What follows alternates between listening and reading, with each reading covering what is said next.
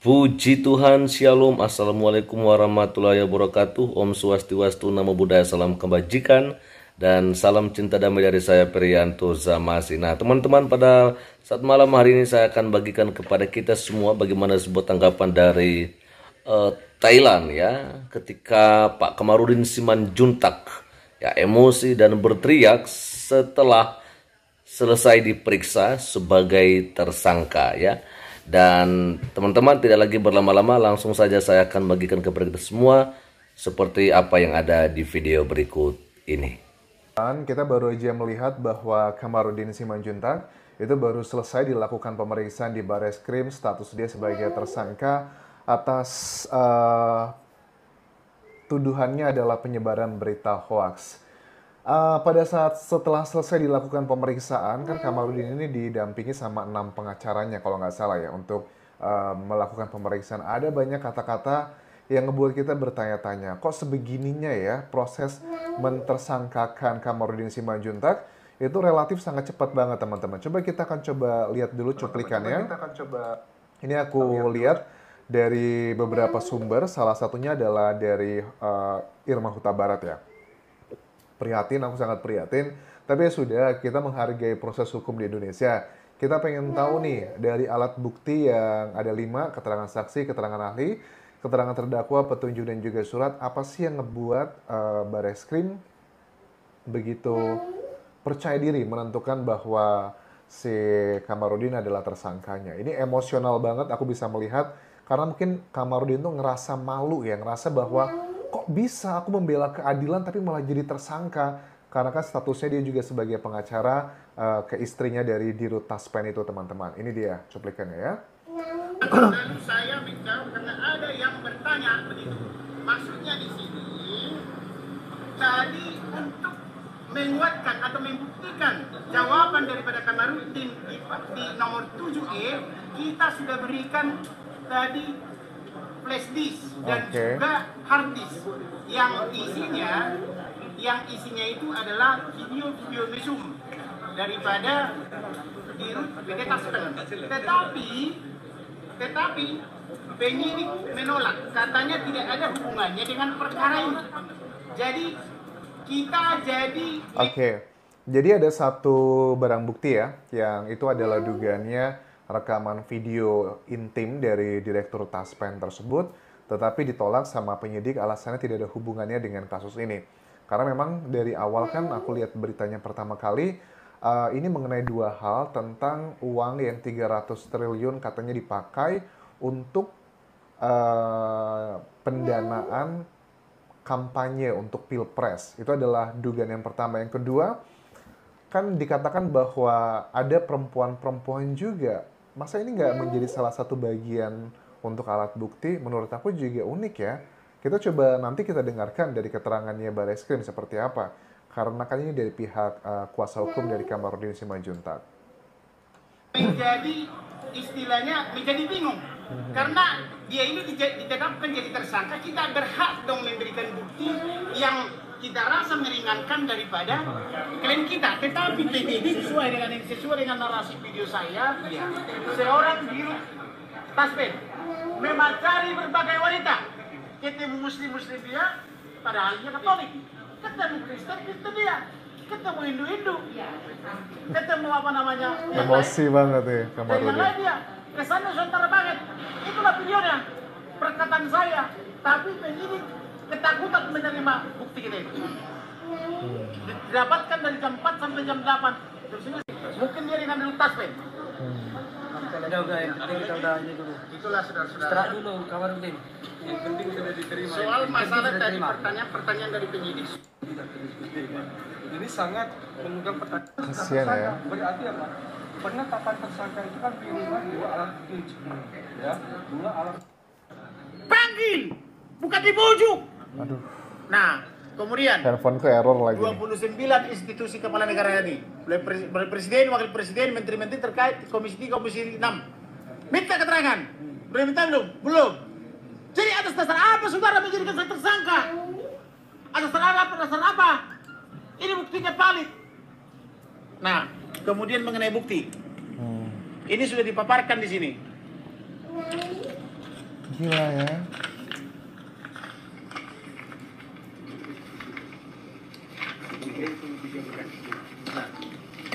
Saya sudah paparkan alat bukti itu.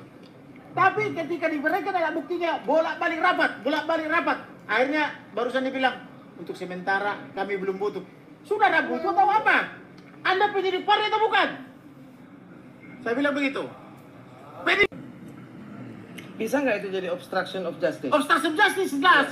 Karena di sini penyidik Polri bukan lagi berdasarkan undang-undang, tetapi adalah berdasarkan keinginan Kosasi. Maka malam ini Kosasi harus kita habisi. Catat itu. Minta kepada Presiden, minta kepada Menteri, Anda adalah Presiden. Kosasi adalah wakil, apa namanya itu? Dirut Taspen. Ya. Apa namanya revolusi mental? Akhlak. Apa namanya akhlak? Enggak, revolusi mental. Akhlak. Oke. Ini agak error nih kayaknya HP ku, tapi nggak apa-apa deh. Coba kita bahas dulu dari apa yang disampaikan dari Kamarudin Simanjuntak ini ya.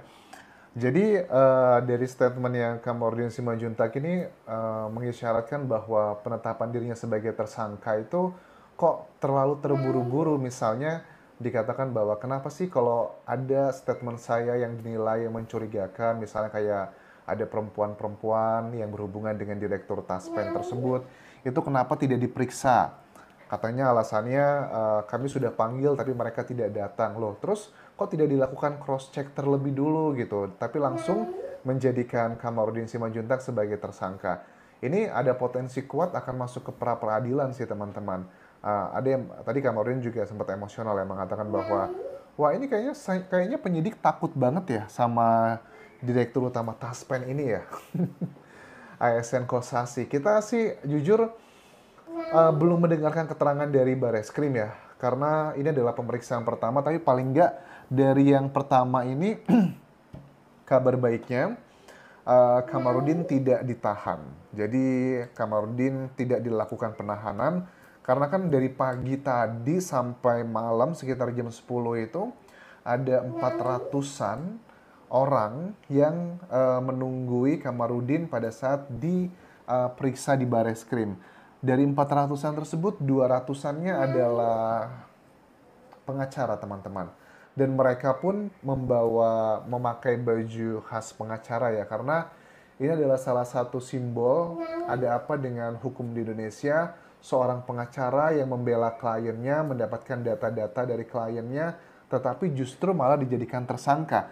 Istri dari ASN Kosasi pun juga hadir ya, menyatakan beberapa kali keterangan bahwa saya itu sudah melaporkan banyak hal untuk si suaminya tersebut, ASN Kosasi, tetapi tidak ada tanggapan lebih lanjut. Tapi kok sekarang malah tiba-tiba pengacara saya yang malah menjadi tersangka. Aku bingung nih teman-teman nih, apa yang menurut kalian sedang terjadi saat ini? Apakah sebuah kebetulan saja ataukah memang ini layak Kamarudin menjadi tersangka? Tapi sih kalau aku lihat dari sekilas ya, kayaknya dari penyidik pun tidak begitu apa ya. Kita belum dengar keterangan dari penyidik sih. Penyidiknya kok bisa langsung menetapkan Kamarudin sebagai tersangka? Karena kan biasanya tahapan untuk menjadi tersangka itu cukup panjang ya. Ya memang yang laporan itu memang sudah dari tahun 2022 sih. Sudah sekitar 11 bulan yang lalu. Tapi kan tidak ada 11 bulan itu klarifikasi dari hal-hal yang disampaikan dari Kamarudin itu. Apakah mereka sudah melakukannya tapi tidak mendapatkan hasil yang maksimal? Ini juga bingung sih aku teman-teman. Dan aku lihat Kamarudin tuh marah di video ini. Dia tuh marahnya karena ngerasa saya itu adalah orang yang sangat taat hukum. Saya membela hukum. Saya on the right track gitu kan ya. Tapi kok dia ngerasa kayak malu banget. Dia tuh kayaknya kalau di penjara tuh nggak masalah bagi dia tuh hal biasa. Mungkin nggak terlalu penting bagi dia. Tapi dia tuh ngerasa kok dia jadi tersangka. Hukum yang selama ini dia perjuangkan, hukum yang selama ini dia percaya di Indonesia, tapi kok seperti ini kesannya ya, kalau dari keterangan tadi itu kesannya hukum itu malah tunduk sama ya dugaannya ASN Kosasi tersebut. Kayaknya penyidik ini takut banget sama ASN Kosasi gitu. Apakah dengan revolusi mental yang digaungkan dari Pak Jokowi itu hanyalah sekedar wacana biasa? Kurang lebih itulah yang Kamarudin tadi cukup emosional. Ya wajar sih, dia kan sebagai pengacara ngebela kliennya. Ditunjukkan lah misalnya tadi katanya ada berapa flash disk.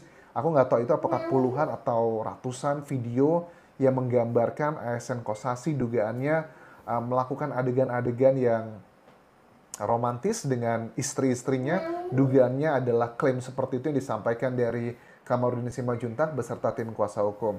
Tapi buat kalian tahu ya, untuk kalau Kamarudin Simanjuntak kan sudah ada 6 kuasa hukum yang mendampingi dia pada saat diperiksa. Itu nggak akan ada kayak penekanan dari Bareskrim atau penyidik, itu nggak ada sama sekali. Karena kan pada saat Kamarudin diperiksa, sebelahnya ini ada pengacara, sebelahnya ini ada pengacara. Jadi nggak mungkin akan ada hal-hal yang tidak mengenakan yang terjadi ke Kamarudin Simanjuntak. Kan kalau orang-orang dulu mungkin yang mungkin tidak knowledgeable mengenai hukum, dipikir wah kalau diperiksa sama polisi nanti bakal di ABCD-in ya, hal-hal yang keras. Itu nggak mungkin. Kalau siapapun orang yang menjadi tersangka, kalau sudah ada pengacara, itu benar-benar dijaga dan dilindungi hak-haknya teman-teman. Jadi ibarat kata nih, ini Kamarudin duduk di tengah, sebelahnya ini nanti adalah para pengacaranya. Jadi secara keamanan semuanya itu sudah aman sih teman-teman. Oke, jadi kita sudah mendengarkan teman-temannya, dan itu aja yang bisa saya bagikan kepada kita semua pada kesempatan malam hari ini. Dan silahkan berikan komentarnya di kolom komentar video ini. Selamat malam, Tuhan Yesus memberkati kita semua. Shalom. Assalamualaikum warahmatullahi wabarakatuh. Om Swastiwastu, Namo Buddhaya, salam kebajikan, dan salam cinta damai dari saya, Perianto Zamasi.